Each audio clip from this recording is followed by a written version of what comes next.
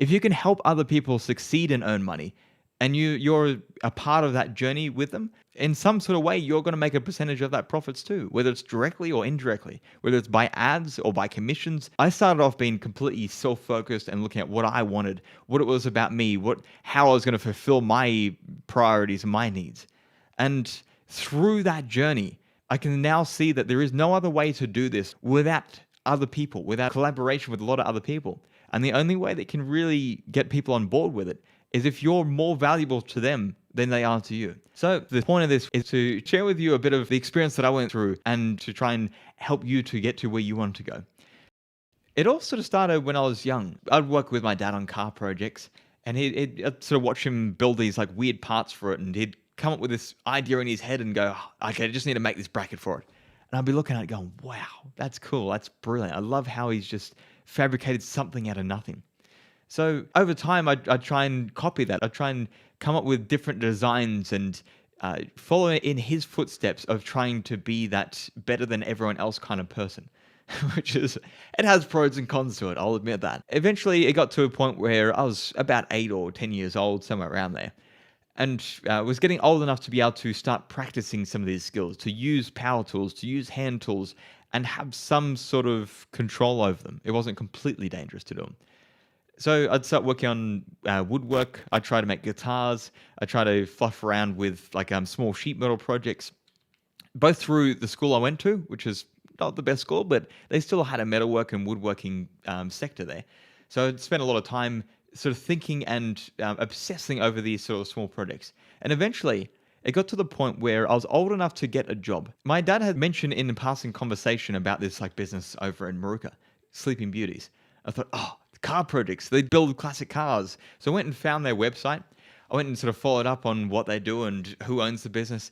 And I thought, oh, I can send them an email at the very least, and at least sort of ask them to sweep floors. Pretty much like sent them an email saying, you have no idea who I am. I'm just some random kid, but I love what the company is about and what you're doing, and I want to be involved in any way possible. Can I sweep your floors or just like come and see what's sort of going on weekends? So I worked there for a bit, do a 2-hour train ride in and work for an hour and do a 2-hour train ride back out. And while I was there, they had some metalwork equipment there. So that became like my next fascination was metalwork, cars, being able to build things by hand. This is amazing. And over time, I'd talk to Dad about these sort of machines that were in the shop, and would show him like little bits and pieces of things that I fabricated while I was there. And he slowly implanted these ideas in my mind of like, hey, why don't we get an old car and then modify the guards for it, modify the sort of bonnet and the roof, and put a scoop here and there, and just do all these like unique, different things that would make it better than other people's. And it sort of grew and grew over time. And eventually it got to the point where we're like, well, what if we change the styling of the car and add our cues the whole way through it? And then it's sort of over time, another couple of months had passed. It's like, well, why don't we just build our own entire body, just using an existing chassis and build a complete body for it? It's like, okay, that sounds cool. So then we found out about drawing, and I got involved in clay modeling. So Dad lent me some money to buy some plasticine and start working on these like small models of cars. And that from like that point on, I was freaking hooked. So fast forwarding a few years, I was around 16, 17 years old, and I was traveling down to Melbourne to practice more metalworking skills with like some of the best guys in the industry. And they had a magazine or a calendar that was sitting on the desk, and it had this supercar on it, this Mazda Fury supercar. And man, I fell in love with that thing from the freaking second I saw that. I was just like, that is incredible. And I was talking to the guy that owned the shop there, Peter, and saying to him, how cool would it be to build something like this? And he's like, why not? I was like, you reckon we actually could? He goes, yeah, just do some drawings of it and we'll see how it goes. And again, that sort of set that passion in mine. It was like it's possible to build something like this from scratch. We can build this by hand. I already love metalwork. I already want to do more involved in this trade and working on cars. So now we get to the chance to try and design something from scratch. So I pretty much took that, did some sketches over the outside and took the proportions of it, used the core design of it and then just started modifying it and changing a little bit, talking to Peter about it. He had some like crazy ideas and ways to change it around to make it look even more beautiful. And we just kept working on this over and over again. And then I said to him, like, well, can we make a clay model of this? And he's like, yeah, we'll make a clay model. So he ended up paying for the clay. There was like almost $2,000 worth of clay because it was modeling clay for automotive projects. It was like proper factory manufacturer style modeling clay. So he bought the clay for me to start building on this, and I ended up putting in my money as well to get these like aluminium billet wheels. Freaking terrible idea, complete waste of money, but I loved it. I saw these aluminium wheels on another supercar manufacturer, Pagani, and he had billet aluminium wheels on his car. So I was like, oh, I need to get that for mine. And I spent like $2,000 of my apprenticeship money, which was probably like a year's worth of wages by itself at the time. So I bought the wheels for it, started built this like tray and like a steel tray. We used like bits of timber and foam to stack it all up. So we used the minimal amount of clay and then put all the clay over the outside and started building. And it just sort of grew and grew into this more and more extreme project. So we had not only designed the outer body, and now we're talking about, I started to talk about like how to build the chassis for it, and then how to get suppliers and manufacturers to supply all the components. What kind of engine were we going to use? Like, well, there's an engine from like the 1930s that had a V16 in it. It was this insane sounding engine that was like just a growling tiger doing 3,000 miles an hour racing past you. And it's like, well, that's obviously the engine that we need. So right now, where it sits, like fast forwarding right to this future, we've gone through, created several different versions of the clay model, made a steel model of it, made a fiberglass sort of version of it, all changing the design each time.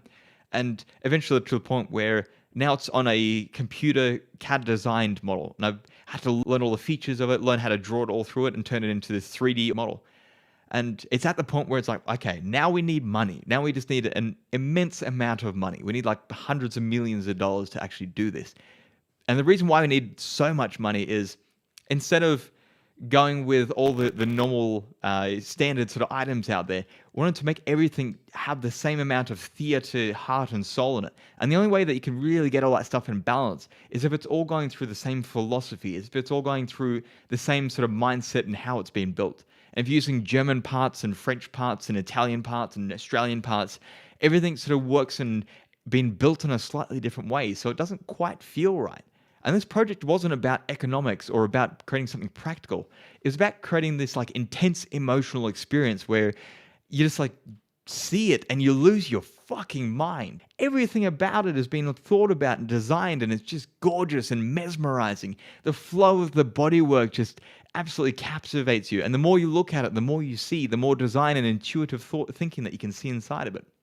It's sort of grown to this point where, okay, we need at least like $100 million to actually build this.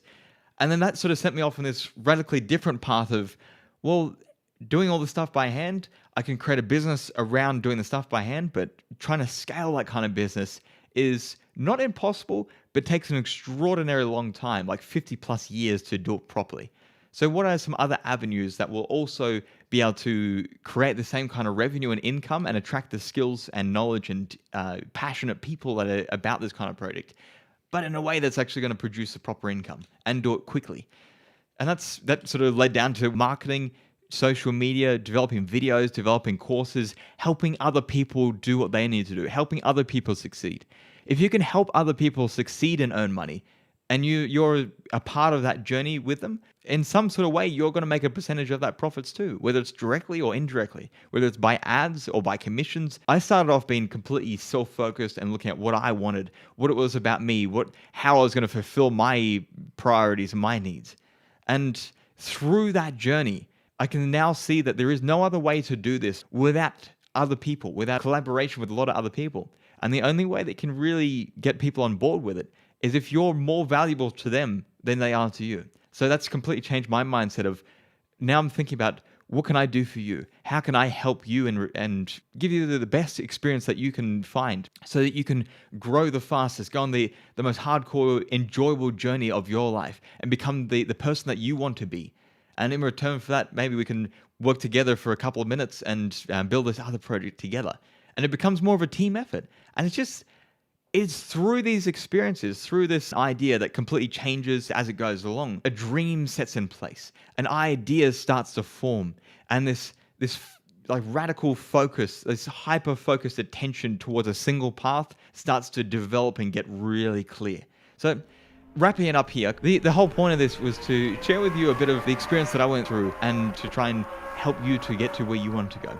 You might be able to draw some insights, some sort of thoughts, some inspiration to find what that is for you, especially if you haven't found that passion, you haven't found that drive of what that is for you yet. And it's something to like spark just that thought in your mind. Anyways, I'm going to cap it there, but I really hope that's sort of given you something to think about at the very least, even if you thought it was all absolutely terrible. That's cool too. But yeah, I hope you have a wonderful day and we'll talk next time. Cheers.